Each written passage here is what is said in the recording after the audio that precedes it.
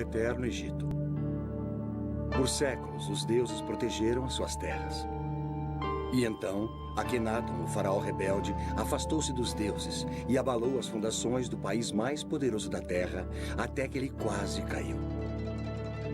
Akenaton era um fanático religioso ou era o presságio do Cristo?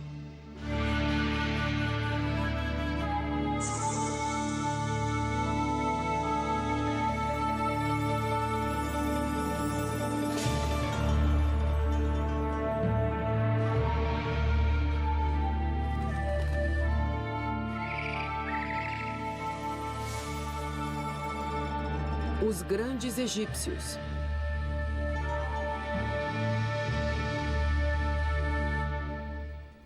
O faraó rebelde. As pirâmides e os templos do Egito parecem que vão perdurar para sempre. Mas existem alguns monumentos que desapareceram praticamente quando foram construídos.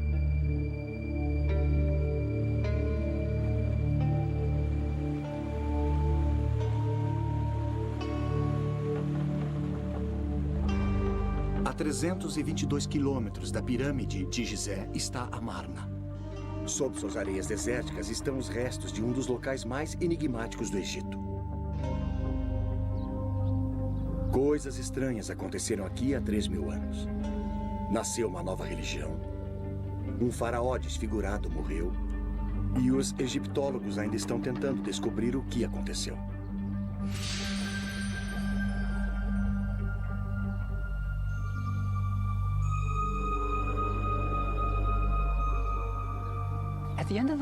No final do século passado, Sir Flinders Petrie, o fundador da egiptologia moderna, descobriu uma grande cidade perdida no deserto.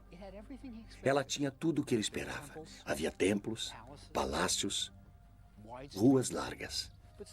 Mas ainda assim faltava alguma coisa. Faltava cenas do faraó golpeando seus inimigos, marchando para a batalha. Também havia cenas do faraó fazendo oferendas a centenas de deuses egípcios. Não havia deuses. Quando Petrie continuou a escavar, ficou ainda mais chocado.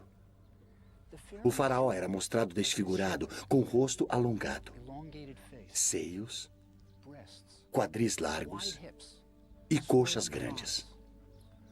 Durante 1000 anos, os faraós foram retratados como jovens vigorosos, musculosos, prontos para a batalha.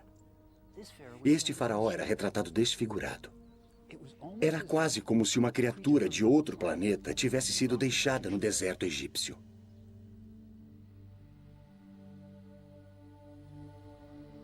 Então, o que aconteceu cerca de 1.300 anos antes do nascimento de Cristo? Para responder a essa pergunta, precisamos conhecer a família deste faraó rebelde.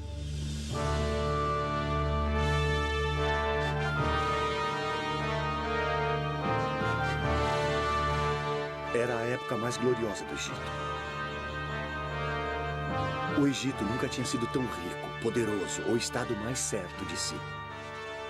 Ao longo de todo o Nilo, artífices construíam grandes templos para homenagear a centenas de deuses. Se agradassem aos deuses, o Egito prosperaria.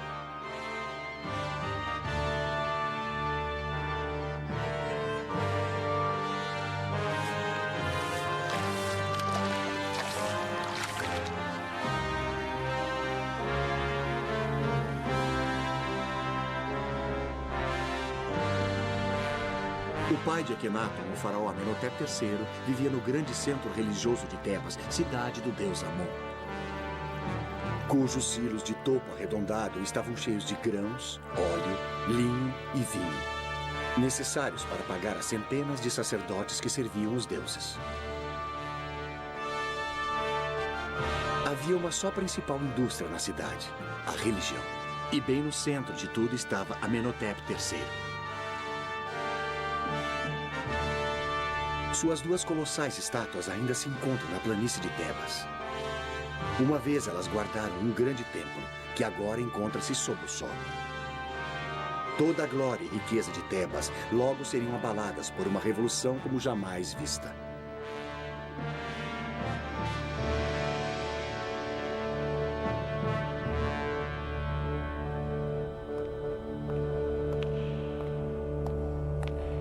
Amenhotep III comandava as coisas durante os anos de glória do Egito.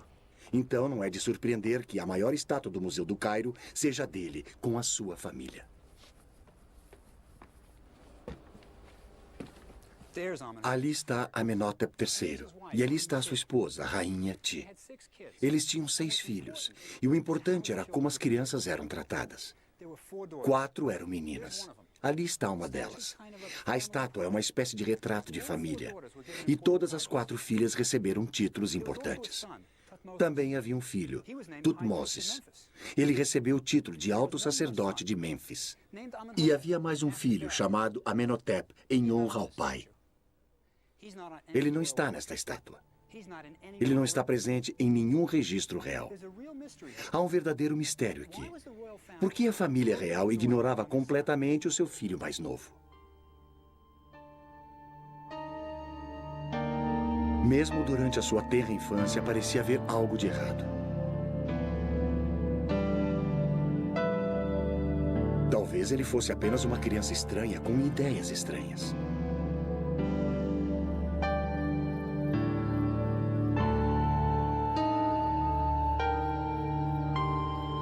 Enquanto seu irmão e irmãs recebiam títulos e honras, não havia nada para o jovem Amenhotep.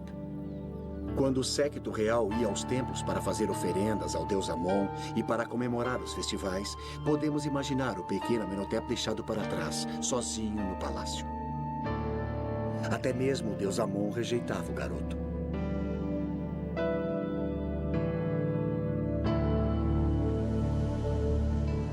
Então, o jovem príncipe foi excluído das cerimônias nos templos, onde seu irmão e suas irmãs faziam oferendas aos deuses. Tudo girava em torno dos templos e seus milhares de sacerdotes.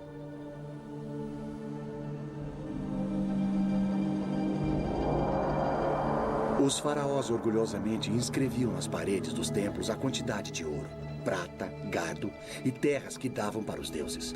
Em um ano apenas, um faraó deu ao templo 51 quilos de ouro, 907 quilos de prata, 2.268 quilos de cobre, 25 mil jarras de vinho, incontáveis filões de pão, 300 medidas de linho fino e 12 mil acres de terras.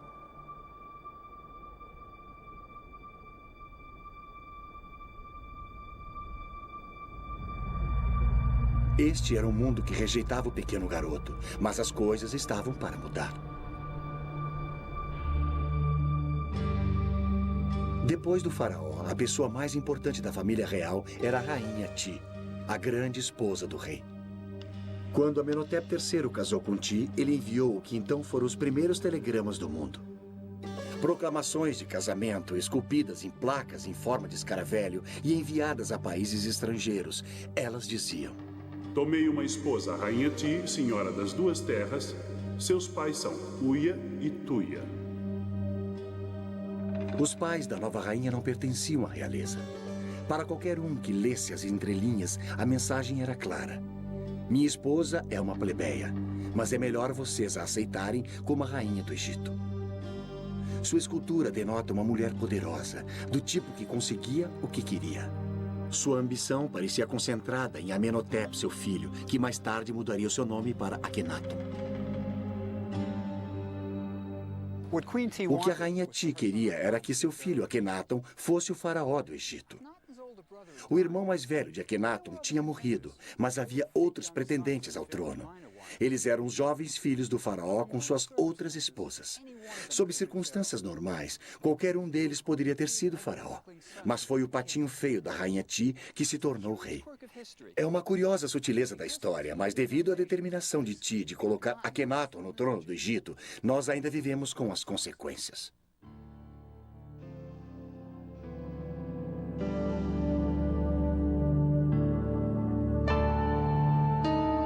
A múmia de Amenhotep III nos dá uma pista de como seu filho Akhenaton se tornou faraó. A múmia revela um homem velho, gordo e careca, com péssima saúde. Os dentes do faraó podem ter sido a causa do período mais estranho de toda a história egípcia. Eles estão em péssimas condições. Amenhotep III pode ter vivido com tamanha dor nos últimos anos de sua vida, que pode ter sido difícil ele executar os seus deveres de faraó. Tanto os plebeus como os reis eram vítimas de sua dieta.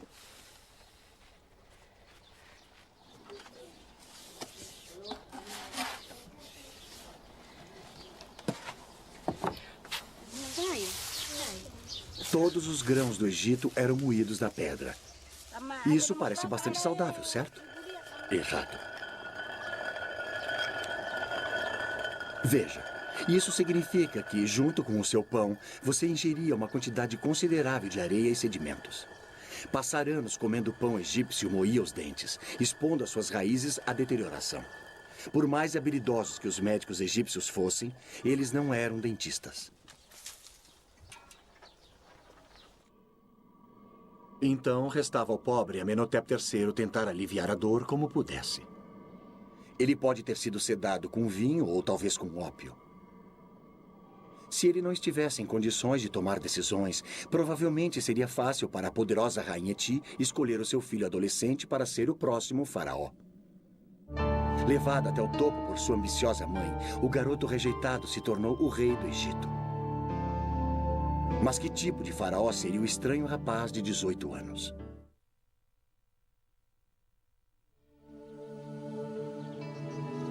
O nível de singularidade do novo faraó ficou claro nos primeiros anos do reinado de Akhenaton, quando ele começou a construir o seu próprio templo em Karnak, o centro religioso de Tebas.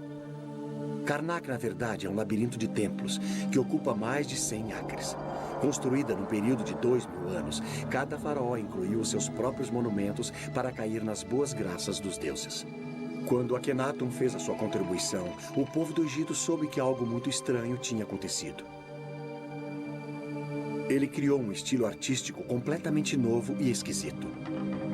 O faraó era retratado com longos dedos dos pés, quadris largos, dedos das mãos extremamente longos, seios e um rosto alongado. Nada parecido com isso já tinha sido visto num templo egípcio. Mas a esquisitice não terminava aí. Bem à frente do templo estavam duas estátuas colossais do faraó, que acentuavam as suas estranhas características ainda mais.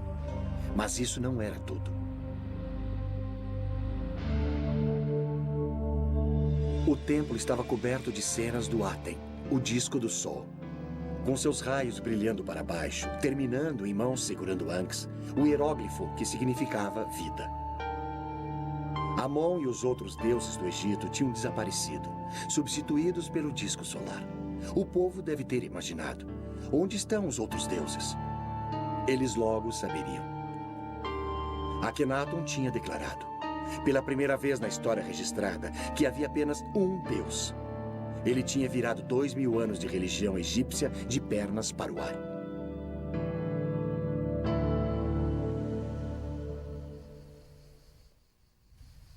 No início deste século, escavadores encontraram uma grande quantidade de blocos esculpidos que tinham sido reutilizados como enchimento na construção de um projeto de um faraó posterior. Esses blocos tornaram-se conhecidos por Talot, derivado do número arábico moderno 3, pois todos os blocos mediam cerca de 3 palmos. Com o passar dos anos, os escavadores encontraram mais de 40.000 blocos, mas faltavam tantos pedaços que ninguém conseguia reconstruir os templos. Os blocos foram mantidos guardados para o dia em que aparecesse alguém que pudesse dar algum sentido a eles. Em 1965, Ray Winfield Smith, um homem de negócios norte-americano, concebeu o plano de criar em papel o que não pôde ser montado em pedra. 0127-14606. Sua ideia era fotografar todo e cada bloco, mesmo aqueles que foram parar nas coleções particulares e nos museus em todo o mundo. As fotografias se tornaram peças de um quebra-cabeças gigante. E com a ajuda de um computador, a equipe de Smith reconstruiu os templos no papel. Primeiro, eles numeraram cada bloco. Depois, o número e a descrição de cada bloco foi colocado no computador. Em 1965, isso era altíssima tecnologia. Se um pedaço tivesse a cabeça de um faraó, olhando para a esquerda e terminando no pescoço, o computador procurava pelos blocos que tivessem o corpo de um rei que começasse no pescoço. Quando o computador encontrou os blocos que eram possíveis combinações, Smith pegava as fotografias e as juntava para ver se encaixavam. Quando faltava um bloco, um artista completava a cena que faltava. O projeto continuou por 6 anos. A reconstrução feita pelo computador ajudou os egiptólogos a descobrirem o que estava acontecendo. O garoto que fora posto de lado agora estava no comando. Como faraó, Akhenaton não podia mais ser excluído dos festivais religiosos.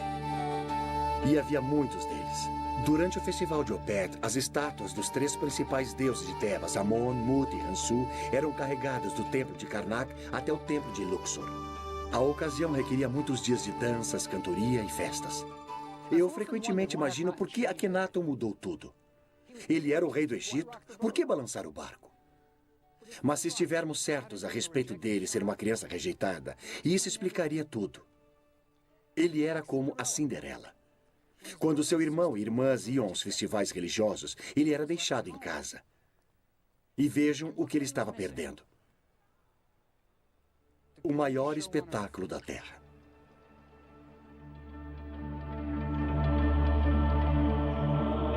À noite, sacerdotes de cabeça raspada cantavam as suas orações para aplacar os deuses do Egito. Eu sou o pai dos pais, a mãe das mães e o touro dos 7 seres celestiais. Eu abro a minha boca para falar em meio ao silêncio. Os homens devem ter um caminho por onde trilhar.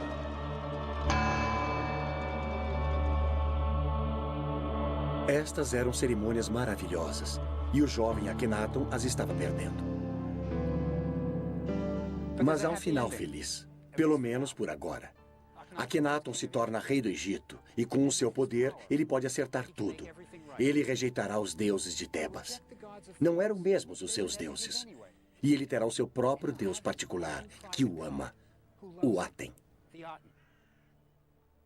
E ele abraçará sua nova religião e o seu novo deus, e deixará Tebas, e todo o seu sofrimento da infância.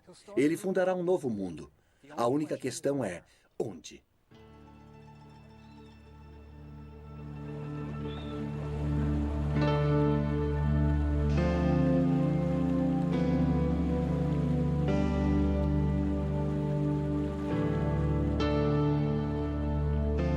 A resposta para a pergunta sobre o local onde Akhenaton deve começar a sua nova vida veio no 5º ano de seu reinado e do próprio Aten. Enquanto Akhenaton viajava, através de uma desolada extensão do deserto no meio do Egito, cerca de 290 quilômetros ao norte de Tebas, o sol nasceu no horizonte e parecia que se deitava no desfiladeiro nas montanhas próximas. O hieróglifo, que significa horizonte, era o sol se deitando no desfiladeiro de uma montanha. O horizonte significava o início e o fim. Este era o sinal de que Akhenaton precisava para construir o seu campo dos sonhos. O Aten tinha aparecido para ele e disse-lhe que construísse a sua cidade no deserto inabitado. Ele a chamou de Akhenaton, o horizonte do Aten. Akhenaton mandou esculpir marcadores de fronteira à volta de sua cidade, relatando sua visão mística. Sua Majestade apareceu em sua grande biga de Electra, como o Aten, quando se eleva no horizonte. Foi o Aten, meu pai, que me disse para construir a cidade. Nenhum burocrata jamais me aconselhou a construir nesse local deserto. Depois de ter recebido a revelação para construir a sua cidade, Akhenaton liderou um pequeno grupo de seus seguidores saindo de Tebas e indo para a árida região desértica que o Aten tinha escolhido, um lugar agora chamado de Amarna. Akhenaton era líder de uma seita e esta seria a sua comuna. Num dos marcadores de fronteira, ele reuniu os fiéis e, enquanto observava as desoladas planícies onde seria construída a nova cidade, ele realizou um culto de adoração. Akhenaton não estava mais sozinho. Agora ele estava casado com Nefertiti, uma das mulheres mais lindas da história. Agora ele tinha sua própria família, 2 filhas e mais 4 por vir. O garoto rejeitado tinha percorrido um longo caminho. Devia haver uma incrível sensação de emoção na nova cidade. Eles eram pioneiros numa admirável nova religião e o faraó era o seu líder. Uma sensação como essa só ocorreria novamente na era cristã. Era uma virada na história do mundo. E Akhenaton era o pivô dessa história. Mas o resto do Egito aceitaria a nova religião do faraó?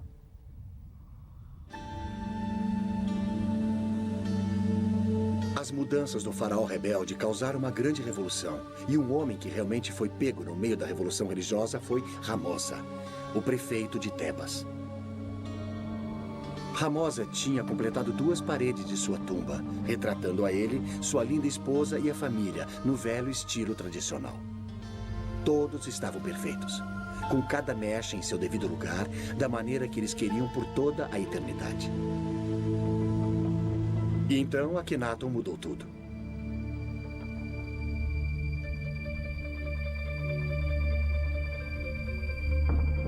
Desesperado para ser politicamente correto, Ramosa começou a completar a sua tumba no novo estilo, retratando Akhenaton e até Ramosa com um queixo alongado e nariz aquilino. Povos de todo o Oriente Médio reverenciavam Akhenaton. Ramosa também se retratou com colares de ouro, talvez a sua recompensa por mudar para o novo deus. Ou era um suborno para manter as aparências. O velho Ramosa morreu antes de completar a sua tumba, e a procissão funerária que o enterrou foi rapidamente pintada na parede. Ramosa tinha um pé na religião antiga e um pé na nova. Você imagina o que ele pensou que iria lhe acontecer na próxima vida, ou se é que havia mesmo a próxima vida. Mas Ramosa não era o único que tinha perguntas.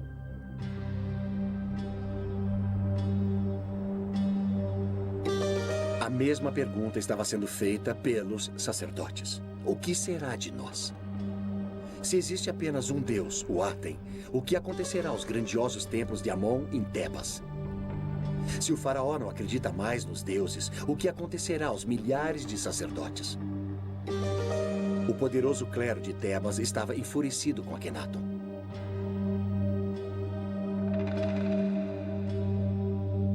O faraó rebelde tinha declarado seus deuses extintos, tinha desertado da capital religiosa do Egito e jurou nunca mais voltar. As oferendas reais aos templos tinham se acabado. Não haveria mais doações aos templos dos prisioneiros capturados nas guerras. Os recursos do Egito estavam se esvaindo das cidades instituídas e indo para o deserto para construir a nova cidade do faraó. Mas não eram apenas os sacerdotes que sofriam por causa da nova religião.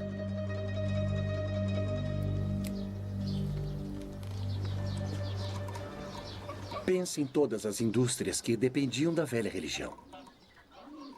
Os egípcios usavam amuletos, pequenas imagens dos deuses como proteção. Não mais. Os fabricantes de amuletos egípcios que esculpiam escaravelhos, pequenos besouros com as imagens dos deuses e os nomes dos reis, faliram. Os habilidosos escultores de madeira que faziam as estátuas dos deuses que adornavam as casas egípcias estavam sem trabalho. O que Akhenaton estava fazendo? Este é o livro dos mortos.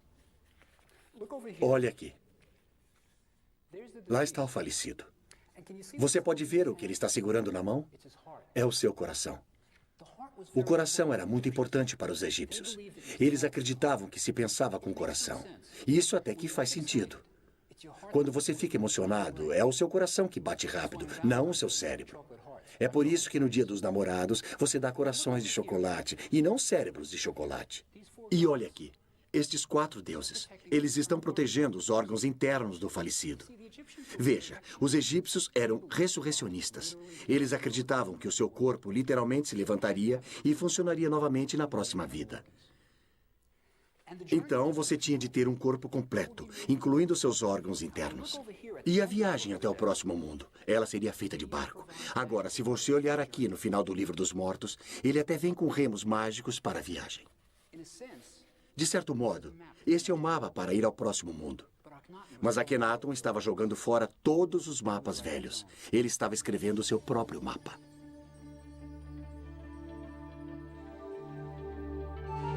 Antes de Akhenaton, as paredes das tumbas egípcias retratavam um próximo mundo muito parecido com este.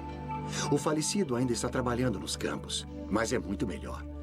Agora ele possui vestes feitas do linho branco mais fino, e você tem a sensação de que tem até ar-condicionado.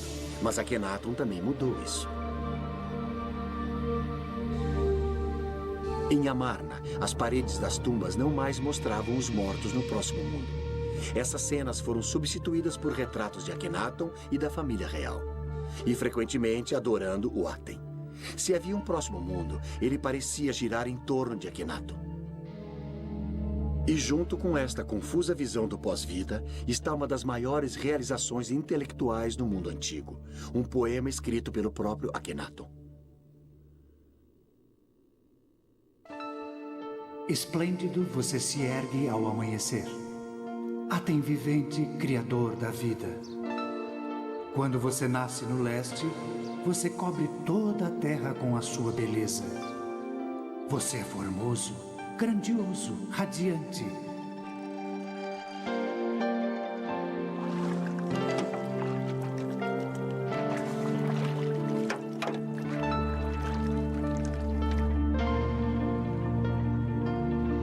Quando você se põe no oeste, a terra fica na escuridão, como na morte.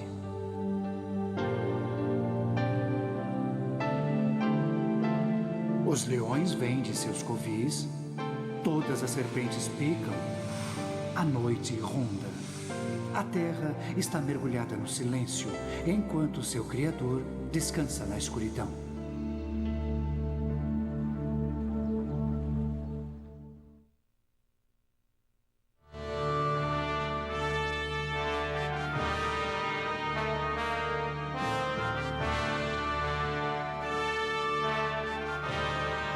A religião não foi a única coisa que Akhenaton mudou. 1000 anos de arte foram jogados fora. Antes de Akhenaton, a arte egípcia mal tinha mudado com o passar dos séculos. Nós estamos acostumados com mudanças de estilo artístico quase todo ano. No Egito, a arte era para a eternidade. As mudanças eram para ser evitadas. A estátua de um faraó de 2500 anos antes de Cristo não é radicalmente diferente de uma estátua feita 2000 anos depois.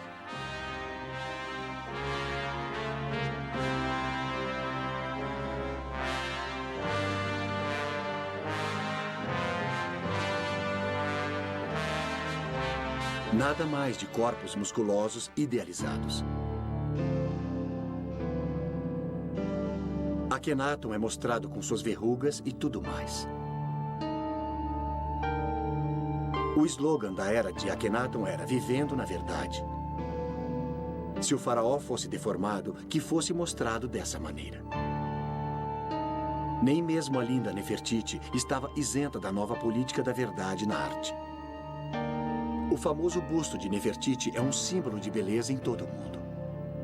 Mas enquanto amadurecida, até ela foi retratada com uma má postura e um corpo envelhecido.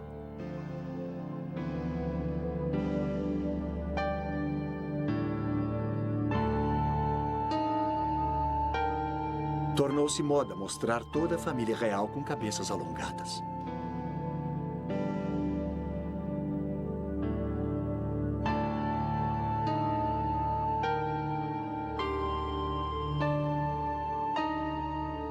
A nova arte não era libertadora apenas para Akhenaton, mas dava aos artistas de Amarna uma nova liberdade.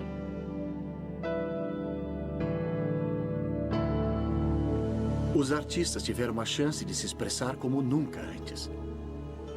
As novas cenas da família real podiam ser montadas sem preocupações com a tradição. Eles eram mostrados de maneira informal, se beijando e se tocando, fazendo refeições juntos. Nunca havia sido permitido ver a vida privada de um faraó no Antigo Egito. Mas Akhenaton o permitiu. Era como se cinegrafistas fossem convidados para filmar a rainha da Inglaterra escovando os dentes. Crescendo em Tebas, Akhenaton nunca tinha sido mostrado com sua família. Nunca fora citado nos monumentos. Agora, aqui em Amarna, ele podia sair do armário e dizer: "Me aceitem como eu sou." Pela primeira vez em sua vida, Akhenaton podia ser ele mesmo. Terminada, a Marna era um cenário teatral para comemorar o reinado de Akhenaton. O garoto rejeitado tinha percorrido um longo caminho. Sobre a estrada, uma ponte ligava o palácio à área do templo.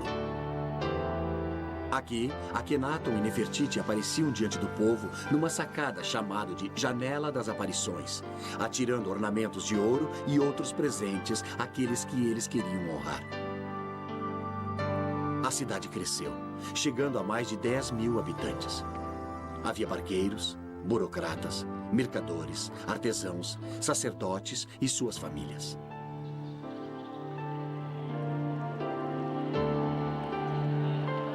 Eles deviam estar incrivelmente animados com as suas novas vidas, novas casas, novos inícios.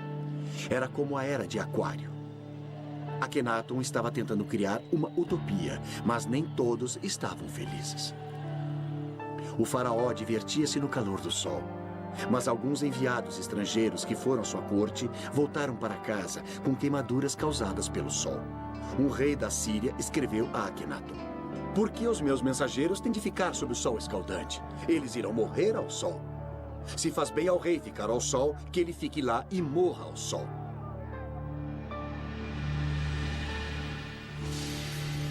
Eles eram como os adoradores do sol californianos. Eu sempre penso na corte de Akhenaton com um bronzeado permanente.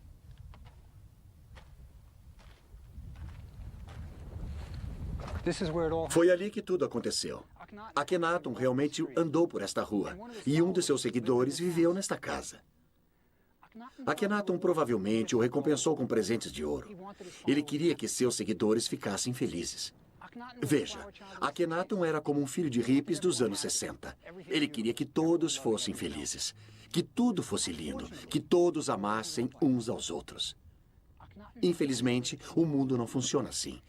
Akhenaton tinha ficado isolado por tempo demais. Ele não entendia as pessoas. Ele tinha criado uma religião linda e idealista, muito adiante de seu tempo. Mas o povo simplesmente não entendeu. Eles estavam acostumados aos deuses que podiam ver, esculpidos da rocha. Deuses com lindos corpos de homens e mulheres e cabeças de animais.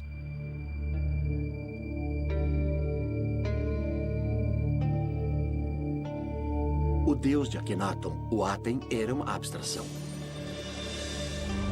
Era o princípio básico do universo, luz. Os súditos de Akhenaton simplesmente não conseguiam entender isso. Este não era um deus com o qual podiam contar na hora da necessidade. Além disso, havia um elitismo em relação à nova religião que deve ter confundido os supostos adoradores do disco. O Aten nunca lançava seus raios sobre eles, somente na família real. O Aten era o deus pessoal de Akhenaton, dando ao rei desenfreados amor e amparo. Talvez ele tenha substituído o pai que o tinha empurrado para um segundo plano. Eram Akhenaton e a sua família que adoravam o Aten. Todos os outros tinham de se contentar com a luz refletida de Akhenaton. É quase como que se a nova religião viesse em dois tamanhos, plebeu e king size. Nesta cidade sagrada no deserto, Akhenaton foi tirado do sofrimento que tinha experimentado na sua infância em Tebas. Mas ele também foi tirado da realidade. Havia problemas no paraíso. O Egito estava morrendo. Por mais de 10 anos, Akhenaton tinha vivido na sua amada Marna, com seus pensamentos voltados para a religião e para o seu deus pessoal, o Aten. Mas ninguém ficou cuidando da loja. Era como se o presidente dos Estados Unidos tivesse mudado a sede do Congresso para o Wyoming e começasse a escrever poesias.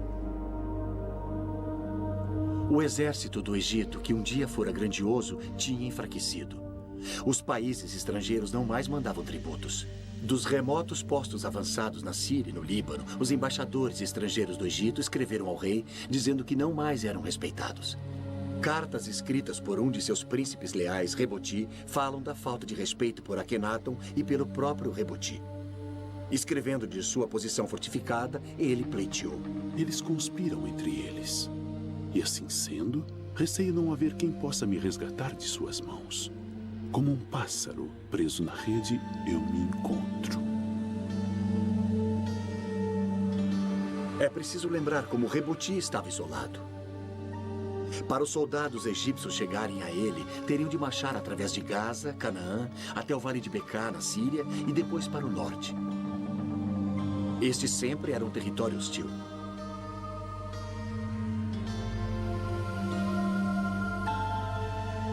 Hoje, ainda se pode ver fortes dos cruzados, construídos 2000 anos depois, remanescentes das batalhas medievais travadas lá. Era dali que Reboti estava escrevendo. Se o exército egípcio não o salvasse, ninguém o salvaria. Reboti escreveu repetidas vezes, falando a Akhenaton sobre a posição enfraquecida dos egípcios e pedindo reforços. Sua última carta não foi respondida. A dominação egípcia sobre o Oriente Próximo tinha lhe escapado, e Akhenaton parecia não saber ou não se importar.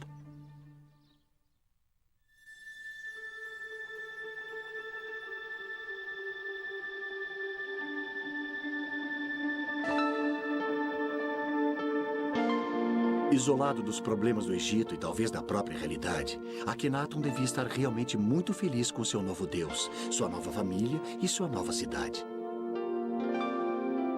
Mas após 14 anos de casamento, sua linda esposa e companheira Nefertiti morreu. Sua outra esposa, Kia, também tinha morrido. Então, agora ele não tinha uma mulher ao seu lado. Akhenaton tinha sido criado entre mulheres, 4 irmãs e sua poderosa mãe, a rainha Ti. Nefertiti tinha sempre estado ao seu lado, partilhando seus sonhos. Kia, sua linda esposa secundária, também era importante para ele. Ela até tinha o seu próprio templo. Agora, as 2 esposas estavam mortas. Akhenaton estava sozinho novamente. O grande experimento no deserto estava quase acabado. No 17º ano de seu reinado, com pouco mais de 30 anos, Akhenaton morre e desaparece da história. Algum dia saberemos o que realmente aconteceu em Amarna? Akhenaton realmente se parecia com as suas estátuas? Muitos acreditam que a única maneira de sabermos será com a descoberta da múmia de Akhenaton. É exatamente isso que alguns egiptólogos acham que aconteceu em janeiro de 1907. De todas as múmias reais descobertas, nenhuma causou mais controvérsia do que aquela encontrada na tumba 55 do Vale dos Reis. No início do século, Theodore Davis, um rico americano que fazia escavações no Egito, descobriu uma tumba onde um sepultamento da época de Amarna tinha sido realizado. Essa tumba claramente não fora concluída e o sepultamento fora apressado. Painéis de madeira dourada estavam deitados no chão e contra a parede. Elas traziam a imagem danificada de Akhenaton adorando o disco solar e o nome da rainha Ti.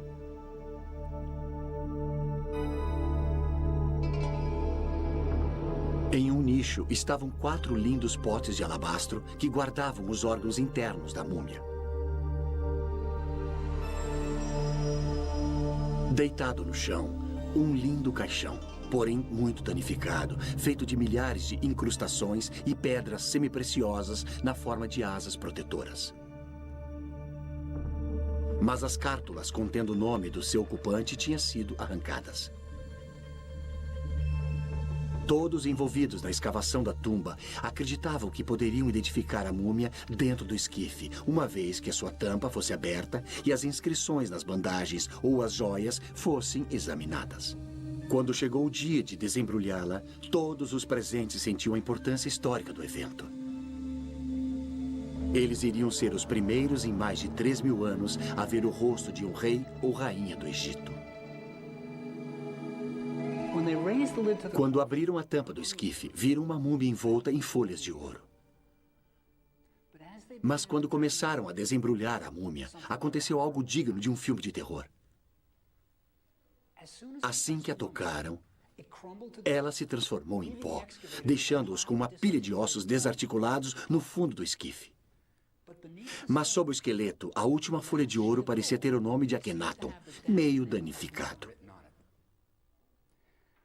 Sua pelvis era larga como a de uma mulher. Mas nas suas estátuas, Akhenaton sempre tinha sido mostrado com uma pelvis larga. A cabeça da múmia era alongada como a de Akhenaton. Tudo parecia se encaixar perfeitamente. Alguns dos presentes estavam absolutamente convencidos de que tinham encontrado a múmia de Akhenaton. Mas ainda hoje a identidade da múmia da tumba 55 é um mistério. A palavra final do porquê Akhenaton e a família real eram mostrados deformados pode ser dada agora por um grupo de cientistas que estuda uma doença chamada Síndrome de Marfan, um defeito genético que danifica o tecido conjuntivo do corpo. Abraham Lincoln provavelmente sofria da Síndrome de Marfan. Alguns de seus sintomas são rosto alongado, queixo protuberante, dedos das mãos e dos pés alongados e olhos estranhos. Parece com um faraó que você conhece? E se Akhenaton era portador desse defeito genético, cada uma de suas filhas teria uma chance de 50% de herdá-lo. E isso pode explicar por que todos são mostrados com sintomas semelhantes.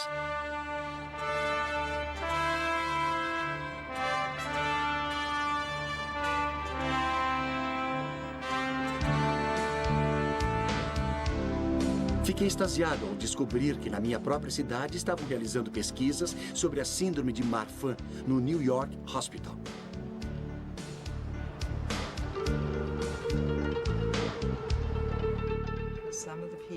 A doutora Jessica Davis é uma das maiores especialistas do mundo na síndrome de Marfan. Aqui está o nosso paciente. Eu sei, eu reconheço o seu perfil. E ali estão as características que sugerem que era portador da síndrome. E se esse cara entrasse no seu consultório? Eu acho que a coisa mais sugestiva aqui é só o rosto alongado, o rosto longo e fino. Mas ele também é um indivíduo de boa aparência. Essas seriam as duas coisas a serem analisadas. Alguém que tem características comuns, mas um rosto longo e fino. Então, o diagnóstico da síndrome de Marfan não depende apenas da aparência da face. Porém, eu acho muito importante dizer que as pessoas que realmente têm a síndrome de Marfan têm características faciais normais. No entanto, elas têm uma aparência gótica e mais clássica. Agora, as mãos alongadas eram típicas da arte desse período. E deixa eu mostrar uma coisa que é um grande exagero. Agora, essa é uma mão que não parece nada natural. O jeito que o dedo fica. Esses dedos excessivamente longos são característicos da síndrome ou... Esse dedo muito fino certamente poderia sugerir que há uma disfunção nos tecidos conectivos, como estes dedos muito longos. E o que você pode ver aqui é que está um pouco deslocado, parece flexível. Agora, deixa eu lhe mostrar um pé. Antes de mais nada, esses são membros muito finos. A mão e o braço são sugestivos. O tornozelo certamente é sugestivo. E este é um pé muito longo e elegante com dedos longos. Quero dizer, é algo que mediríamos no diagnóstico clínico de um portador da síndrome de Marfan. Então, sim, é muito sugestivo. Por causa da face, das mãos, dos pés, o corpo, a estrutura do esqueleto, você mandaria este homem fazer um exame para ver se ele tem Marfan? Você... Se faria mais alguma coisa? Sim, mandaria fazer um E ecocardiograma. você mandaria fazer o exame? Sim. Eu acho essa história A fascinante. tese parece bem razoável. Vale a pena checar a hipótese e dar uma olhada nos outros membros de sua família. Ótimo. Seria muito interessante. Mesmo na morte, Akhenaton se rebelou contra as tradições do Egito, rejeitando este local onde seus ancestrais tinham sido enterrados. Para sua tumba, ele escolheu um vale remoto em Amarna. Se parece com o Vale dos Reis, onde seu pai foi enterrado. Talvez a criança que existia nele ainda procurasse por aceitação. Em sua tumba, o mais original pensador religioso que o mundo antigo já tinha visto foi colocado para descansar. Ele tinha vislumbrado o monoteísmo de Moisés e a tranquilidade e a esperança de Cristo bem antes que o povo do Antigo Egito fosse capaz de aceitá-lo. Logo após a sua morte, os seus seguidores de Amarna, incapazes de compreender o que o seu faraó pregava, abandonaram a cidade e voltaram a Tebas e aos deuses familiares. O nome de Akhenaton, rotulado como herege, seria apagado dos monumentos do Egito. Seu filho, um jovem faraó chamado Tutankhamon, é que o mundo todo conheceria. A ousada experiência no deserto tinha terminado. A cidade de Amarna voltou à areia. James Breasted, o egiptólogo norte-americano, disse de Akhenaton: Morreu com ele um espírito que o mundo nunca tinha visto antes. Uma alma corajosa, destemidamente enfrentando o impulso da tradição imemorial. Esse homem, que numa era tão remota e sob condições tão adversas, tornou-se o primeiro idealista e o primeiro indivíduo do mundo. Uma imagem forte, mas com muita verdade.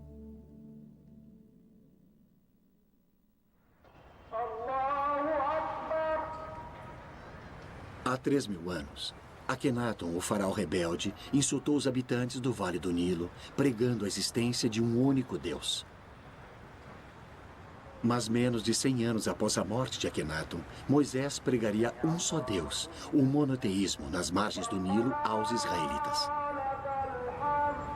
Hoje, milhares de egípcios ouvem os muezins e mesquitas afirmarem que existe um Deus apenas, e Alá é o seu nome. A ideia de um Deus único, uma vez a crença radical de um herege isolado, agora é adotada por muçulmanos, cristãos e judeus em todo o mundo. A visão de Akhenaton continua a viver.